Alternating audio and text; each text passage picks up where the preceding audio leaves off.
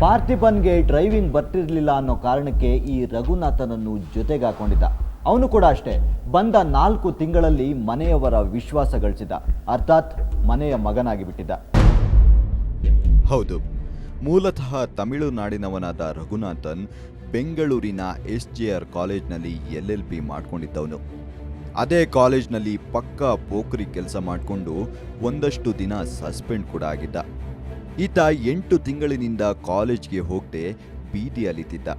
ಈ ವಿಷಯ ಗೊತ್ತಾಗಿ ಅವನ ತಂದೆ ಇವನಿಗೆ ದುಡ್ಡು ಕಳಿಸೋದನ್ನೇ ಬಿಟ್ಟು ಬಿಟ್ಟಿದ್ರು. ಲಾ ಮುಗಿಸಿ ಕೋರ್ಟ್ನಲ್ಲಿ ಕೆಲಸ ಮಾಡಬೇಕಿದ್ದವನು ಕೊನೆಗೆ ಪಾರ್ಥಿಬನ್ ಹತ್ರ ಡ್ರೈವರ್ ಕೆಲಸಕ್ಕೆ ಸೇರಿದ್ದ. ವೆಲ್ ಎಜುಕೇಟೆಡ್ ಅಲ್ವಾ, ನಿಯತ್ತಾಗಿರ್ತಾನೆ ಅಂತ ಜೊತೆಗೆ ಹಾಕಿಕೊಂಡಿದ್ದ ಪಾರ್ಥಿಬನ್. ಇಷ್ಟೆಲ್ಲ ಮಾಹಿತಿ ಕಲೆಕ್ಟ್ ಮಾಡಿದ್ರು ಪೊಲೀಸರು. ಇದು ಅವರಿಗೆ ರಘುನಾಥನ್ ಬಗ್ಗೆ ಡೌಟ್ ಬರೋದಕ್ಕೆ ಕಾರಣವಾಗೋಯಿತು.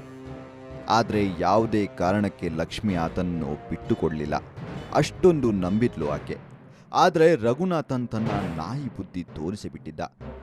ಲಕ್ಷ್ಮಿ ಆತನನ್ನು ಮಗ ಅಂದುಕೊಂಡಿದ್ಲು, ಆದರೆ ಅವನು ಆಕೆಯನ್ನು ಹಾಗೆ ಭಾವಿಸಲೇ ಇಲ್ಲ. ಆತ ಏನು ಭಾವಿಸಿದ್ದ ಅನ್ನೋದು ಗೊತ್ತಾಗೋಷ್ಟರಲ್ಲಿ ಪಾರ್ಥಿಬನ್ ಕಾಣೆಯಾಗಿದ್ದ. ಆಂಟಿ ಆಂಟಿ ಅಂತ ಓಡಾಡಿಕೊಂಡಿದ್ದವನು ಆಕೆಯ ಮೇಲೆ ಕಣ್ಣು ಹಾಕಿದ್ದ. ಆಕೆ ಆತನನ್ನು ಮಗನಂತೆ ಭಾವಿಸಿದ್ಲು. ಈ ಪವಿತ್ರ ಸಂಬಂಧಕ್ಕೆ ಮಸಿ ಬಳಿದಿದ್ದ ಪಾಪಿ. ಪುಣ್ಯಕ್ಕೆ ಆ ಆಸೆ ಆಸೆಯಾಗೇ ಉಳಿತು. ಪಾರ್ಥಿಬನ್ ಕಾಣೆಯಾದ ದಿನ ರಘುನಾಥ್ ಲಕ್ಷ್ಮಿಯ ಬಳಿ ಬಂದಿದ್ದ. ಅದು 3:15 ಮಧ್ಯಾಹ್ನ ಅಲ್ಲ, ಬೆಳಿಗ್ಗೆ. ಅದು ಲಕ್ಷ್ಮಿಯ ಬಗ್ಗೆ ಅವನಿಗಿದ್ದ ಆಸೆ ಅಲ್ಲಿಗೆ ಕರೆದುಕೊಂಡು ಬಂದಿತ್ತು. ಆತನಿಗೆ ಪಾರ್ಥಿಬನ್ನ ವಿವಾಹಿತ ಸಂಬಂಧದ ಬಗ್ಗೆ ಗೊತ್ತಿತ್ತು. ಕ್ಯಾಪಲ್ಲಿ ಅವಳೊಂದಿಗೆ ಒಳ್ಳೆಯವನಾಗೋಕೆ ಹೊರಟಿದ್ದ. ಹಾಗೆ ಬಂದವನು ಲಕ್ಷ್ಮಿಯ ಬಳಿ ಪಾರ್ಥಿಬನ್ ಬಗ್ಗೆ ಒಂದು ವಿಷಯ ಹೇಳ್ತಾನೆ. 3:45 ಬಂದು ನನಗೆ ಡೋರ್ ನಾಕ್ ಮಾಡ್ದೆ.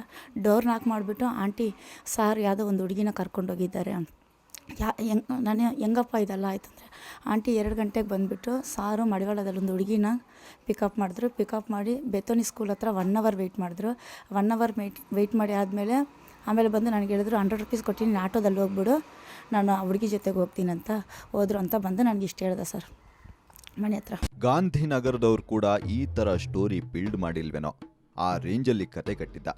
ಪಾಪ ಆ ಹೆಣ್ಣು ಜೀವ ಅದನ್ನೇ ನಂಬಿಕೊಂಡಿತ್ತು. ಅದೂ ಅಲ್ಲದೆ ಬೆಳಿಗ್ಗೆ ಫೋನ್ ಮಾಡಿ ಬನ್ನಿ ನಾವು ಪೊಲೀಸ್ ಕಂಪ್ಲೇಂಟ್ ಕೊಡೋಣ ಅಂತ ಹೇಳ್ತಿದ್ದ. 3-4 ದಿನ ಅವರದೇ ಮನೆಯಲ್ಲಿ ಊಟ ಕೂಡ ಮಾಡಿದ್ದ. ಹೀಗಿರುವಾಗ ಅವನ ಬಗ್ಗೆ ಡೌಟ್ ಬರೋದಕ್ಕೆ ಹೇಗೆ ಸಾಧ್ಯ ಹೇಳಿ? ಕಳ್ಳನ ಮನಸ್ಸು ಹುಳ್ಳಿಗೆ ಅನ್ನಂಗೆ ತಪ್ಪು ಮಾಡಿದವನು ತಮ್ಮ ತಪ್ಪು ಗೊತ್ತಾಗಬಾರ್ದು ಅನ್ನೋ ಕಾರಣಕ್ಕೆ ಅತಿ ಬುದ್ಧಿವಂತಿಕೆ ಪ್ರದರ್ಶನ ಮಾಡ್ತಾನೆ. ಪಾರ್ಥಿಬನ್ನ ಮನೆಯವರಲ್ಲಿ ತಾಳ್ಮೆ ಇತ್ತು, ಆದ್ರೆ ಈತನೇ ಆ ವಿಷಯವನ್ನು ಕೆದಕಿ ಕೇಳ್ತಿದ್ದ. ಹಾಗೆ ನಿಮಗಿಂತ ಚೆನ್ನಾಗಿರೋ ಹುಡುಗಿ ಸಿಕ್ಕಿರಬಹುದು, ಅದಕ್ಕೆ ನಿಮ್ಮನ್ನ ಬಿಟ್ಟು ಹೋಗಿದ್ದಾರೆ ಅನ್ಸುತ್ತೆ ಅಂತೆಲ್ಲ ಹುಳಿ ಹಿಂಡಲು ಶುರು ಮಾಡ್ದ. ಅವನಿಗೆ ನಮ್ಮ ಯಜಮಾನ್ರದ್ದು ATM ನಂಬರು ಹೇಳಿದೆ. ಅವನಂದ ಬಂದುಬಿಟ್ಟು ವೋಡಾಫೋನ್ ಆಫೀಸ್ಗೆ ಹೋದ್ವಿ. ವೋಡಾಫೋನ್ ಆಫೀಸ್ಗೆ ಆಂಟಿ ನಂಬರ್ ಲಾಕ್ ಮಾಡಿಬಿಡ.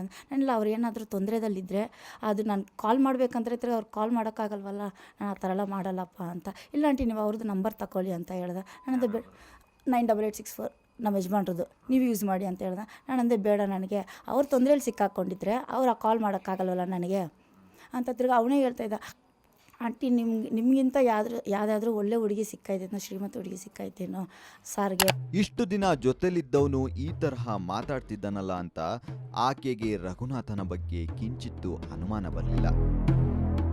ಈ ರಘುನಾಥ ಅದೇನು ಮಂಕುಬೂದಿ ಎಚ್ಚಿದ್ನೋ ಗೊತ್ತಿಲ್ಲ, ಆತನನ್ನು ಬಲವಾಗಿ ನಂಬಿಬಿಟ್ಟಿದ್ಲು ಆ ಹೆಣ್ಮಗಳು. ಆದರೆ ಆ ಅಮಾಯಕತೆಯ ಹಿಂದೆ ಎಂತಹ ರಾಕ್ಷಸ ಅಡಗಿದ್ದ ಅಂತ ಗೊತ್ತಾಗಿದ್ದು ಪೊಲೀಸರು ಆಕೆಯ ಮನೆ ಬಾಗಿಲು ತಟ್ಟದ ಮೇಲೆ. ಇಷ್ಟಕ್ಕೂ ಪಾರ್ಥಿಬನ್ ಏನಾದ? ಆತ ಕಾಣೆಯಾಗೋದಕ್ಕೂ ರಘುನಾಥನಿಗೂ ಏನು ಸಂಬಂಧ? ಇದೆಲ್ಲ ಪ್ರಶ್ನೆಗಳಿಗೆ ಪೊಲೀಸರೇ ಉತ್ತರಿಸಬೇಕಿದೆ. ರೂಲ್ಸ್ ಬಗ್ಗೆ ಮಾತಾಡ್ತೇವೆ, ನಮ್ಮ ಹತ್ರ ರೂಲ್ಸ್ ಬಗ್ಗೆ ಮಾತಾಡ್ತಾರೆ.